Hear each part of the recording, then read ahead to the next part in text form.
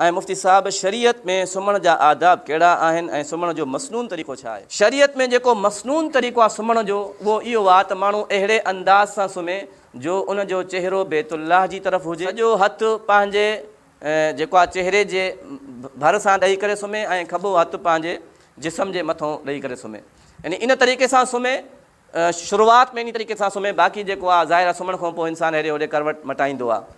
सुम्हण जा जेके आदाब आहिनि उहे इहे आहिनि त सभ खां पहिरियों अदब इहो आहे त जॾहिं माण्हू सुम्हे त बावज़ू थी करे सुम्हे, वुज़ू जी हालत में सुम्हे। इन में बि अलाह साईं बरकतूं रखियूं आहिनि। ऐं ॿी शइ, दुआऊं, सूरतूं ऐं कलिमात वग़ैरह पढ़ी सुम्हे। सूरतुल फलक, सूरतुल नास, आयतुल कुर्सी, अल्हम्दुलिल्लाह, इहे शयूं पढ़ी करे ऐं जेकी सुम्हण जी दुआ आहे अल्लाहुम्मा बिस्मिका अमूतु व अहया, इहा दुआ पढ़ी करे सुम्हे। 3 नंबर ते तहज्जुद जी नियत सां सुम्हे। हाणे त रातियूं बि वॾियूं आहिनि त इन करे जेको बि शख़्स सुम्हे त उहो तहज्जुद जी नियत करे सुम्हे। ऐं इन खां अलावा ॿियो अदब इहो आहे त पंहिंजे बिस्तरे खे माण्हू छंडे करे सुम्हे, उन में को हशरातुल अर्ज़, कीड़ा मकोड़ा या का बि अहिड़ी शइ न हुजे।